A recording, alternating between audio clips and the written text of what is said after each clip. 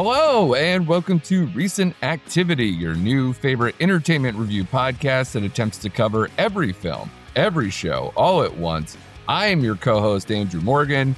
With me, as always, the proprietor of Horror Mansion, it's Shane Beauregard. How are you, sir? I'm doing well, buddy. Hope you are.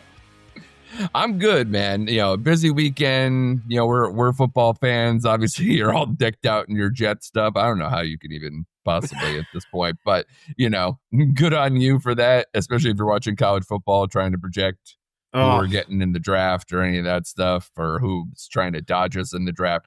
It's a very sad time as a Jets fan.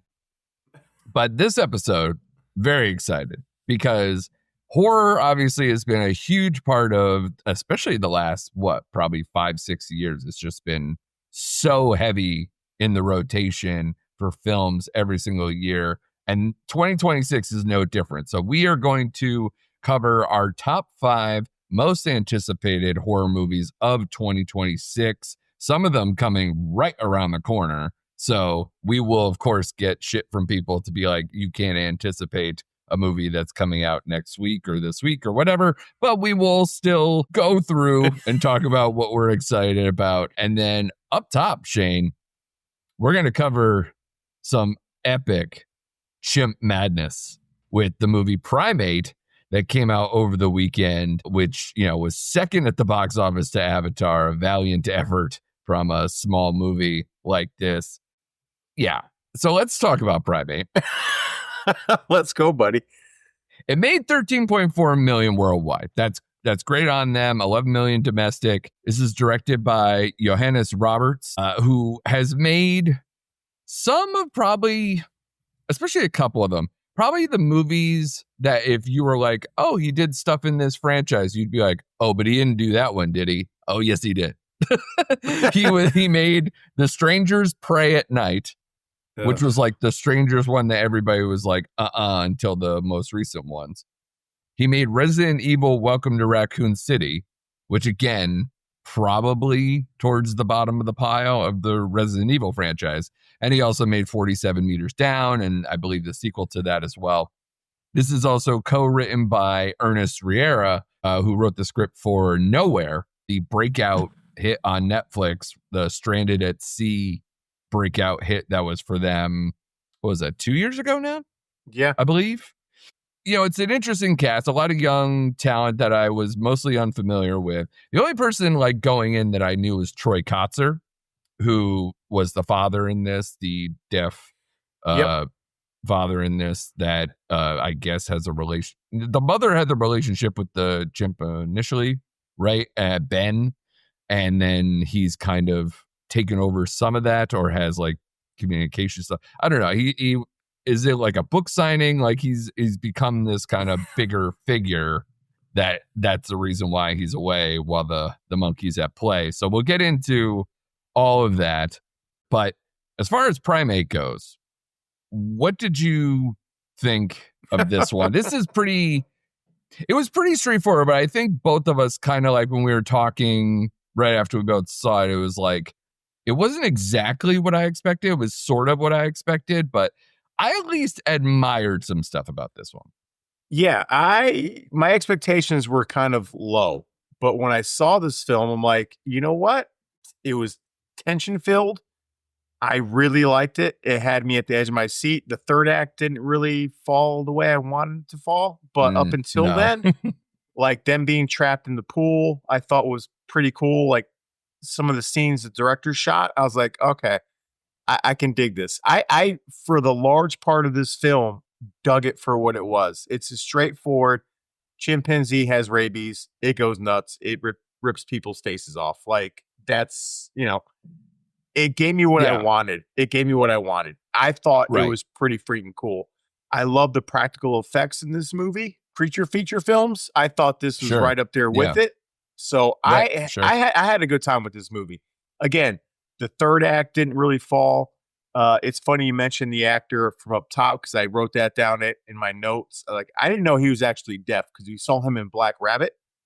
He was like, and I thought maybe he was playing a character from that, but no, he's actually apparently deaf, and I did not know that heading into this film. So Oh, then you didn't see him. He was up for, or did he win? He won Best Supporting Actor for Coda Yeah. during the COVID times. And I didn't even know he was in Coda.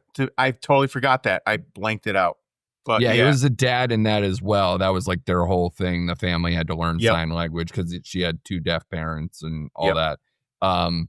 But he was also in an episode of Seinfeld too. If you go back, like he's been around for a long time. It's just, for prominent stuff, he's only been in a few high profile ones where you're like, now I actually recognize like, oh, that's Troy Kotze. Yeah. Since Coda, basically. Well, I'm glad he's getting his shine because he deserves it. But yeah, this film Absolutely. is everything I wanted. It was entertaining. It was good. So what a way to kick off the horror, quote unquote, season with this film. Right. Yeah, like I said, the admirable parts are that the practical effects is real. Like, and in fact, if you look at the IMDb or whatever, that's a real person in there. I don't know how much they manipulated it with him in the suit all the time, or how they did the creature exactly, but it's listed as a person who's like, I don't know if he does MMA or he has like, some kind of fitness background or whatever, but someone who can do those kind of maneuvers while also acting, and doing those. Where at some points I was like, that's cool, but at some other points I was like, that's a guy. Like a chimp would never make that move. A chimp would never do this. So it did kind of lose some of that stuff. But again, I more admire them for trying and making the effort on that, because I think it does work a lot of the times to amp up the intensity. I was a little confused when they put that graphic with the water relation to the rabies thing, like how much that was going to play in. Obviously the pool does or whatever, but the way they almost explained it in the beginning, I got a little confused of like, wait, can you get rabies from staring at water? Like what's going on? And then like it ended up working itself out, but I don't know. Like I just was like, what? Why are we talking about water? I'm like, I think I would have been fine if it was like, okay, he got bit by a mongoose, clearly he has rabies, like it's still going to happen. But, I didn't need the preamble. It's all I'm saying. It's like monkey is gone monkey. It's exactly what's going to go on. But to me, like it was, I first and foremost, I just want to say big moment lately for wine bottles, as weapons. You have Stranger Things, where that's like a prominent thing to try to kill a Demogorgon with a wine bottle. Mrs. Wheeler, the whole standoff there. And in this movie, they did the same thing. Like the wine bottle was like almost like the key weapon towards the end in the third act. That was pretty amazing. You also had, was that, because he's not credited, was that Rob Delaney as the vet? I want to say yes. I looked him up while I was watching the movie. It doesn't come up under his IMDb. It doesn't come up at all, but I didn't see anyone else listed as the vet. That's got to be him. It has to be him. Yeah. But I'm like, why? Like, did he happen to be, like, is he friends with somebody? Like, who how does that work? Because, I was like, why would he be uncredited? I'm like, he takes some risky stuff. He does some fun stuff. Like, just put your name on it. Like everybody knows who you are, Rob Delaney. Like I don't know why he would go off, but I was just like, oh, that's cool, Rob Delaney, and he got that fun little opening scene that kind of like kicks back a couple times. But I was just like, oh, that's fun. I haven't seen Rob Delaney in a minute, so so you get an extra bonus of somebody else in there. But I think the best stuff about this ultimately is seeing someone get their face ripped off or their jaw ripped off their face or however you want to put it. Like those are the better scenes, even if they're not the best setup or they're more drawn out in some of those setups. I think it's still exactly what you came for. And this has like, B movie creature feature, double feature, cult classics thing like down the line, where right now we're going to be like, this is fine. But like, if you're like, you pair it with the right movie and like, it's a bunch of people just like reminiscing, like 10 years. Remember that crazy movie, that crazy chimp movie from 10 years ago? And then you put it with a double feature with, some other kind of, like Grizzly or some other kind of, or Cocaine Bear. And you're like, oh, yeah, what a time. Animals like messing people up. I think that's the destiny of this type of movie. But I didn't see people just being like, come on. I think the scores are kind of accurate. I think it has like a 2.8 on Letterboxd. I'm like, yeah, at best this movie is a 3. But it's, because it starts out, I think, well, but the third act really loses it, where it's trying to be either more winking or just trying to amp up the action a little bit to where it gets almost a little unreal. So I think that's where it kind of lost me. Is that the same for you, I guess? Yeah, it was the scene where the younger sister all of a sudden became prominent. I'm like, okay, she was like dead in the pool for like an hour and a half. Like now she's had multiple injuries, bad injuries. Now all of a sudden too. she's running around like nothing's happened. I'm like, okay. So that's where it kind of lost me. But at the end of the day, I ended up giving this a 3.5. You're gonna laugh. Stop it. Yeah, you're gonna laugh. I liked the tension that it had me. I was at the edge of my seat. Like the scene where you talked about like the chimp pulling the jaw out from that kid and like trying to put it back into place. I was laughing so hard. I'm like, that's actually kind of funny. I liked most of this film. Like it surprised me. So yes, on the Shane score, it's a 3.5. I'm sorry, Andrew. I wonder, because we did this last year, right? Now, again, I think this is a much better movie, so I don't want to, go down this road. But like, I really like The Damned. Like, it was like the first horror movie I saw of the year last year. And I was just like, oh man, what a start. This is so good. 3.5, rocked it, whatever. I think that holds up like pretty well as far as the year. I don't know if we go back, if you're just going to be like, oh yeah, no, Primate fucking rocks it. Like, I don't know if this one's going to hold up for you. I think you're just excited to start the year, maybe start a new list. It's the new page. It's turning the script. It's a little, you're watching a lot of TV. You finally get back out to the theaters and you're like, yeah, fucking ripping Jaws. Let's do it. Probably so, but I'm staying pat. And it's funny you mentioned that because I was thinking about The Damned when I was watching this, because that was the first film that we saw in January. It was a good kickoff to the horror season. And I'm like, this is a good kickoff to the horror season right now. Like, this movie, to me, set the tone for like, all right, let's go. I'm in. Generally speaking, we've started to see this, like, at least Valentine's Day or close to Valentine's Day is when horror likes to dip itself in officially.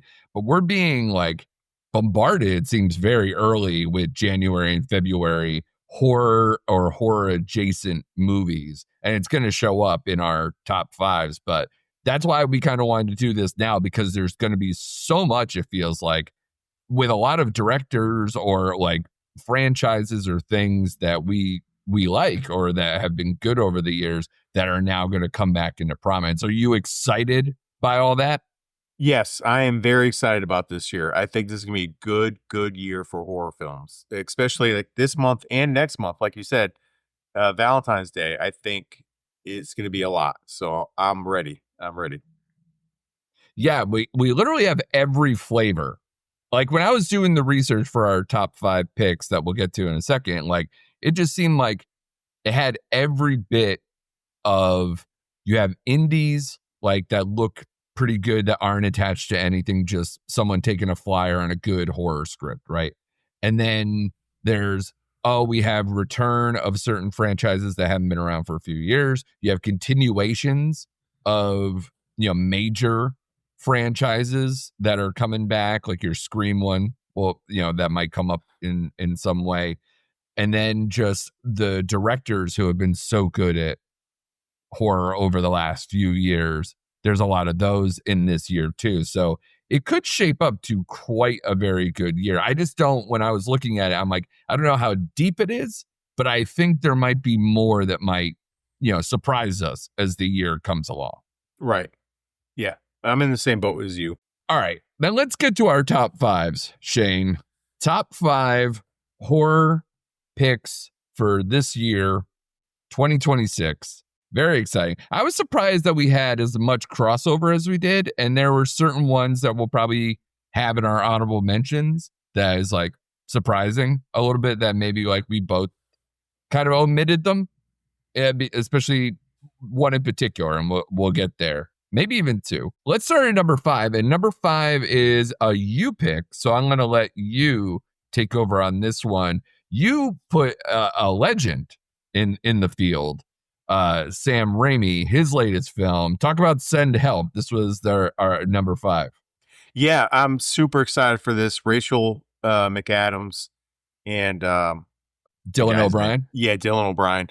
Like, who I just saw in Twinless this year. He's had a bunch of good roles in a row. He's really kicking up, and I like it for him. Yeah, so like they're on an island, like he's the typical a-hole boss, and they end up in a plane crash. They end up stranded on an island. It's just him and her, and she kind of becomes the dominant force. And I am so looking for, like, I just love the trailers. Like, I love Rachel McAdams in this kind of like film. So like I'm all about this film. Like, I want her. I'll be so mad if they twist it around where he ends up surviving and she doesn't. Like, I want her to like really kick his ass in this movie. So I'm looking forward to it. Yeah. Yeah. Yeah. And of course, like, even though it seems like most of the movie is going to be on that island, there are other like kind of supporting characters, of course, because it's Sam Raimi. Bruce Campbell is in this movie, everybody. So don't think that even though it's kind of like almost a two-hander for most of the film, Bruce will get his shine. Don't worry, everybody. But Dennis Haysbert's here too. There's a few other people in the supporting cast. So, I'm intrigued. I always like Sam Raimi. Do you have like a thing? Like, is it Spider-Man? Is it Evil Dead? Is it something in particular? I think we were even talking with Tommy off our last episode a little bit about Sam Raimi. And yeah, for me, you almost all have a favorite. For me, it's the Evil Dead series, like Army of Darkness. Like that's right. It for me. Yeah. Like that trilogy, sure. Especially the third one. I'm more of a Army of Darkness person than I am Evil Dead. So I'm all about that. And of course the Spider-Man movies, like Spider-Man 2, like one of the best comic book films ever made. So I'm a big Raimi fan. I did not like, I will admit though, the last movie he did. So not Drag Me to Hell? Yeah, Drag Me to Hell. Yep. I was not the biggest fan of Drag Me to Hell, but I liked it, didn't love it. But again, I'm all in on this film. Because I was about to say, I don't think that's his last, because if you remember, he is firmly entrenched in the MCU. He did Doctor Strange and Multiverse of Madness. I don't want anybody yelling at me. But between that, but yeah, Drag Me to Hell seems to be, I think, the last time he was in the horror range, at least. So we'll see how this one goes. This one comes out, in a couple weeks? 2 weeks, yeah. 2 weeks from now. Yeah, so we'll find out sooner rather than later. Number 4 is my pick that was up pretty high because the trailer for this was in front of Primate. So I don't know. Do you see the trailer for Psycho Killer? Yep, sure did. And yet it wasn't high on your list. That thing looks dope. No? Didn't tickle you? It made my right outside the top 5. Okay. This is directed by Gavin Polone. This is, I believe, his directorial debut, starring Georgina Campbell from Barbarian, Malcolm McDowell, and several others. This is written by Andrew Kevin Walker, who wrote the scripts for Seven, The Killer, and The Game, all from David Fincher. If you're watching the trailer, it kind of has a little bit of that crime thriller noir shot way, like a creepy Fincher way. So it kind of has that mock-up, which probably is what did it for me ultimately. This is about a police officer who tracks a killer after her husband, a highway patrolman, becomes one of his victims. And you see it in the trailer where the guy has him pulled over and then just shoots him point blank and then drags him a little bit. And then his wife, I believe, is also a highway, or obviously it says police officer, but I think she is also a highway patrolman or was in the car with him or however it works because she's right there.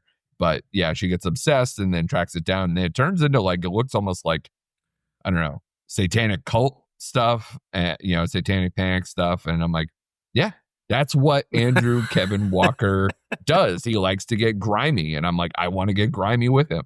So that's what I'm going to do. So I was there was a few good trailers, a lot of them all horror in front of Primate, and this was I think the best one of the ones I saw. Yeah, no, I'm excited about this one too. It just didn't quite crack my top 5 because again, we'll go into our honorable mentions. Yeah, And I sent you my list for my top 5, so I just couldn't get this quite there, but I am excited about it. gotcha. Number 3 is a divisive one for you, I know, because you didn't love Robert Eggers that much until we both ended up really liking Nosferatu. And to be encouraged, this is at number 3 for Werewolf, which we both kind of like laughed at. It's like, really, you're just gonna do every Yeah. standard creature feature kind of a thing as you're coming off a vampire movie. Now we're gonna do werewolf, but he's literally just assembling the team back together. Aaron Taylor Johnson, Lily Rose Depp, Willem Dafoe, all in this. This takes place in medieval Britain. A mysterious creature stalks the foggy countryside, transforming local folklore into terrifying reality as villagers face an ancient supernatural threat. What made you put Werewolf high on your list? It was based off of Nosferatu. Like, I loved Yeah, that it movie. was so Like, good. loved that movie. And I'm like, Yeah, okay, he's going into the same bag. And I'm a big Aaron Taylor Johnson fan, as you know. Like, he's my right. guy. So you put him in that and coming off of Nosferatu, like, what can go Yeah, wrong? Like, seriously, like, I'm all in it. He wants to do werewolf, mummy, like, creature from Black Lagoon. Let's go. Like, do them all. I don't care. sure. Like, Yeah, let's go. So I'm super excited coming off of Nosferatu because yeah, that was one of the best movies I saw that year. I think we're both in agreement yeah. on that. Yeah. We both, I believe I picked it in our draft that year. It was like definitely a top 5 of the year film for 2 years ago in 2024. But yeah, like the one thing that Robert Eggers is really good with, even if his movies don't work, is the exceptional production design and detail that he puts into. He leaves no stone unturned. And the more that he can get into a long-standing story, a folklore thing. You saw what he did with Nosferatu. I think he just has this right in the bag. Like this is in his wheelhouse of the stuff that we think he's best at. And I think that's what makes me so excited for this particular one. Yep. So I'm glad that it's here at number 3. Number 2 comes out this week, buddy. We are gonna find out. We are anticipating it for a couple more days. 28 years later, The Bone Temple. This one's going to be directed by Nia DaCosta this time, who did Candyman, the update on that one that came out a few years ago. This stars Ralph Fiennes, who was in the previous incarnation of 28 years later. Also Jack O'Connell, who you saw at the very, very end of the prior film from last year. This is catching up with Spike, who we saw again was a prominent feature from the last film. He's inducted into Jimmy Crystal's gang, all the tracksuit boys you saw at the end there on the mainland. As Spike is inducted into their gang, Dr. Nelson, played by Ralph Fiennes from the previous film as well, makes a discovery that could alter the world. So I will say, like, the main thing from the trailer to me is just, again, the production design. I Yep. just love the actual Bone Temple, which you saw prominently in the first one. And a lot of the creature stuff is still working here. And it's still Alex Garland's script. So I think, again, if you're a fan of the last film, which we both were, I can't see how you're not excited for this one. Yeah. And this seems to be very different. That's why I'm excited about this one. This seems the Yeah. tracksuit gang and their jujitsu, whatever you want to call it, like their MMA Yeah. stuff. Like it excites me. Sure. So I'm looking forward to Yeah. this film based on that. I think it's going to go into a totally different direction than 28 years later, which I did enjoy. We Yeah. broke it down here. I liked the first half of that film more than the second half of the film. Once it became Aaron Taylor lists, I didn't jive with it as much. But Well, that works for you, right? right, yeah. But Yeah. again, the direction of this film, I think it's going to be crazy. I'm excited to see where they go with this film. Yeah, I think regardless of where you probably cross over in terms of that film, I think Ray Fiennes is definitely still a standout and a happy return here in terms of the plot that's this is gonna enter, because you can't have two different positions in this world than Jimmy Crystal's gang and the Dr. Kelson character of Yeah. Ray Fiennes. So because it's like the calm, pragmatic doctor versus these like lunatics in wigs and tracksuits, with a whole like cult family thing going on. Yeah, I don't see how this is gonna come head to head, but we'll find out. Soon. Especially if he has some discovery, because I don't think the trailer really launches into that part of it It too does much. not. Nope. It does not. So that'll be the more intriguing part once the movie actually comes along. Number one, we both agreed, which was very nice to see. But how can we not, when you're just betting on directors at this point, and not many are doing horror any better than Zach Krager. So we picked Resident Evil as our number one. It launches into the world of Resident Evil. He's kind of gone back and forth where it's like it's not a continuation of any kind of plot lines that are previously existing. And even really, it's mostly just more about being in that world and having something original through there, as opposed to, doing some prominent storyline from the game itself. So that's where I'm kind of intrigued the most. It says it follows a hapless courier tasked with delivering a package to a remote hospital. He soon finds himself caught in the middle of an outbreak and must fight through the hordes of mutated creatures to survive. This is starring Austin Abrams, who we saw in Weapons, who we liked in the scenes. He was like the thief that they tracked down or whatever, the guy who was like camping out in the middle of the woods. And, Yep. he was a standout in Weapons. He kind of gets lost in all the other stuff that has gone along with, where it is in award season and everything else, and the standout characters from that. But I thought he was excellent. This also has Paul Walter Hauser and Zach Cherry. So where do you sit with this? Like, is it, again, just literally betting on Zach Krager? I'm betting on the director. And honestly, like, I do like the original movies. Like, I'm a big Resident Evil fan. I played the game. I like the first one. Yeah. Yeah. Yeah. I'm not saying all of them. I'm not going to say all of them. Yeah. But for the most Yeah. part, I do like the Resident Evil movies. Love the game. And I'm betting on the director because he's 2 for 2. And it's a hot 2 for 2. Like, he is blowing it out the park right now. So, like, you put him with an IP like this, it excites me. Like, I think we're both hesitant. We're like, why is he doing Resident Evil? Like, Yeah. okay, we don't want to really, but you know what? Throw that all to the side. I'm in on this. Yeah. One, man. Well, in the same way you're excited, like I get excited when a director who's really good gets excited. And I've seen interviews with him where he's talking about this project and how long he's thought about this and how quickly it came together because of how long he's been thinking about this. So to me, I'm like, yes, all right, I'm willing to go with you on this. This is not just some IP grab kind of thing. This is, I had a idea before I even started launching into Barbarian and all these other ones.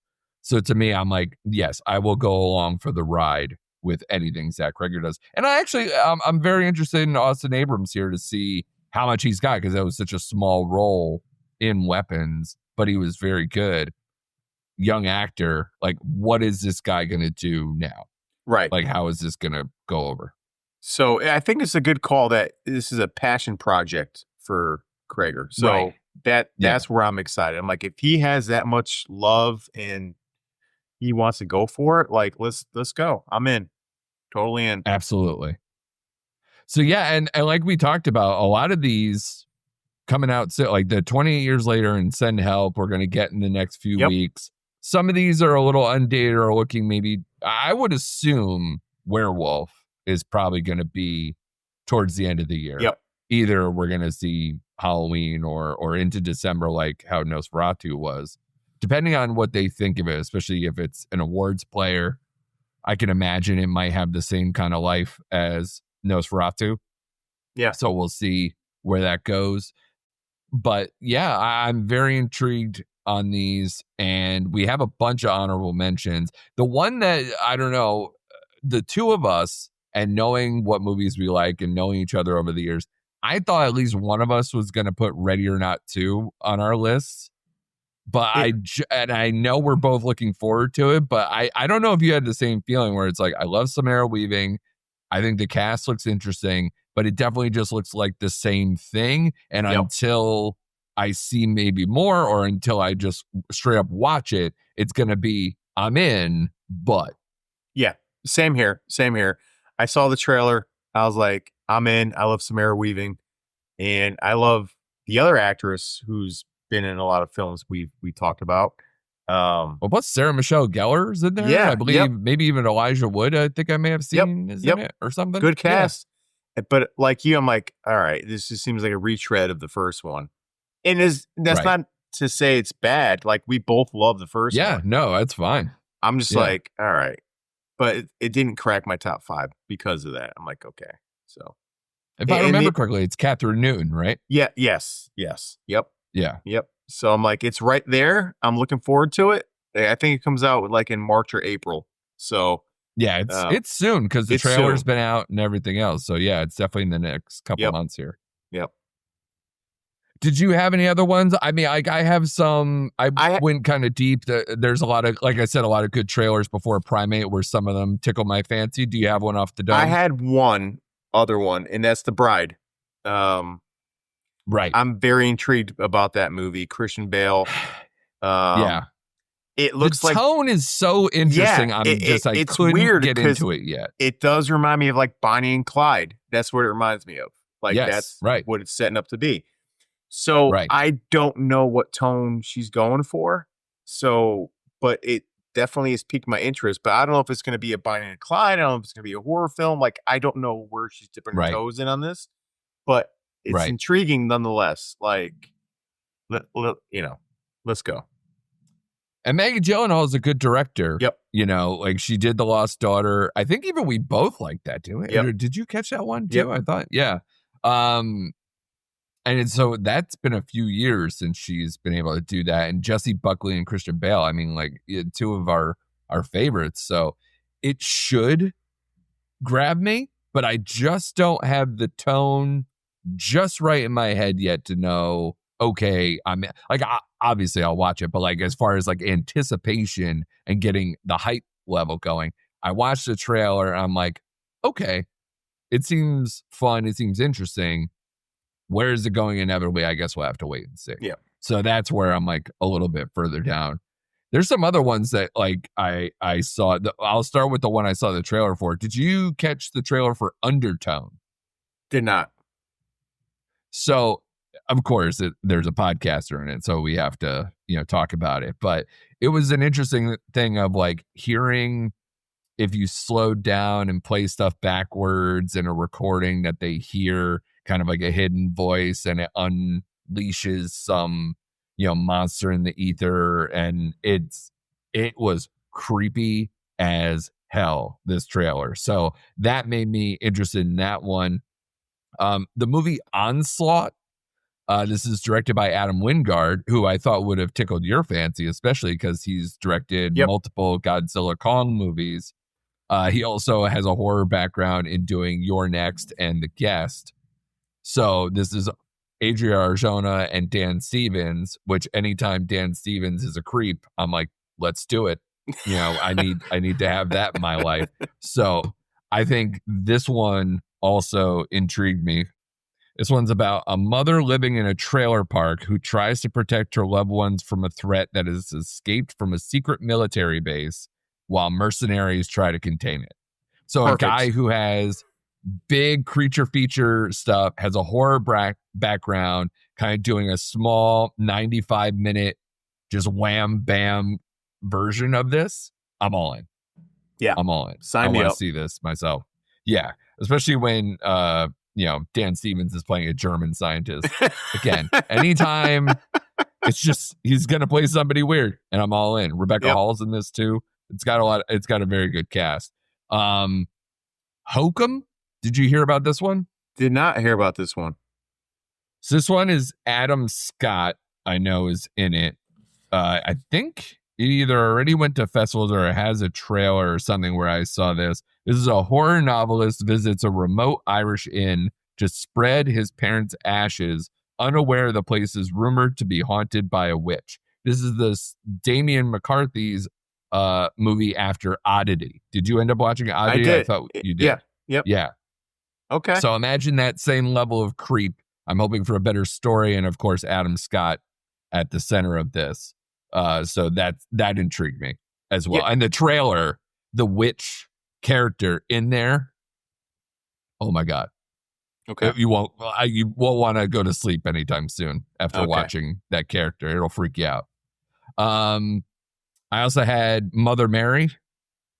Are Nope. you familiar with this one at all? So this is Anne Hathaway. There's already a trailer for this one too, if you wanted to check that one out. Oh, this is directed by David Lowery, who I have a iffy relationship with because I wasn't the biggest fan of The Green Knight, but I know a lot of people love that movie. He's even done, I think he did the live action remake of Pete's Dragon and some other films. This is starring, like I said, Anne Hathaway and Michaela Cole, who's really good. Hunter Schafer, who we've liked in stuff recently, especially with Dan Stevens. What was the name of that weirdo movie? Cuckoo, right? Cuckoo. Yep. Cuckoo. Yep. So Mother Mary is this weird thing where Anne Hathaway's a pop star and Michaela Cole is like her designer and like her friend, and she needs like this dress made for this special appearance thing. And then it turns into just this psychotic, possessed material stuff that just goes off the rails. Trailer's out already. It looks interesting. But again, I just have just enough. Like, I don't fully trust David Lowery. Some people really love him. So there are people who are like, this is high on their list. I'm kind of eh. So again, trailer looked good. I'm willing to watch it, but okay. And especially Anne Hathaway. Yeah. Love Anne Hathaway. And then there's a movie from Osgood Perkins. Where are you sitting with Osgood Perkins right now? Because I'm like, I don't.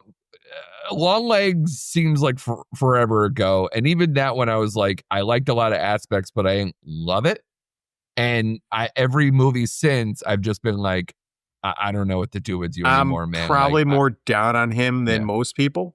Long Legs, the being monkey we didn't like. Yeah, Long Legs being Keeper. the exception. Did you end up seeing Keeper or no? I did not. Based off what you said, I was like, yeah. No. Oh yeah. Yep. No, and the scores are like, and then it just didn't work. Black. Oh God, he did the other one he did was like Black Coat's Daughter or something like that with from a long time ago. Yeah, and that wasn't good either. So I'm like, yeah, I'm more down on him than anything else, but I'm willing to kind of see what he has. So yeah, the Black Coat's Daughter. Yeah, which was terrible. Yeah, so I'll watch it, but I'm not a big fan. Like, he's on a slippery slope for me.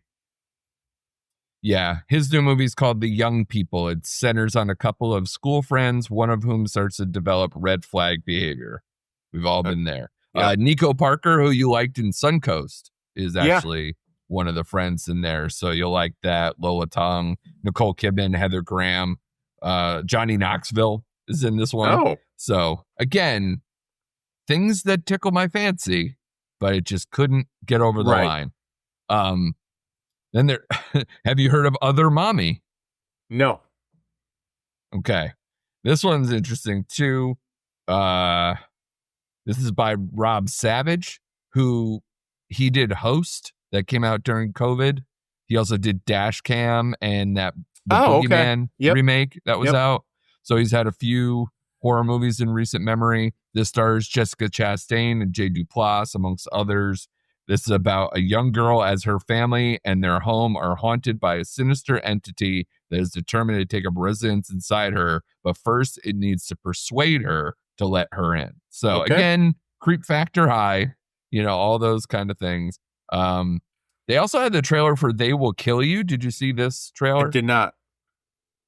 It's Zazie Beetz in a movie that very much seems like a Ready or Not type. Yep. Did see that trailer. Highly intrigued. I want to see it. I think it'll be a cool freak out. I just want it to separate itself a little bit more than just being like, hey, there's just a bunch of people here who wants to kill you, and now you have to escape. I want just a little bit more. Yeah. But, I think that comes out in March, fun. actually. Yeah, it's soon for sure. Terrifier 4, I've seen all the other ones. I'll end up seeing this one too. It'll probably make a shitload of money. You know, as far as like, you know, the general scale of where these things are going, it seems to be getting bigger and bigger. Right.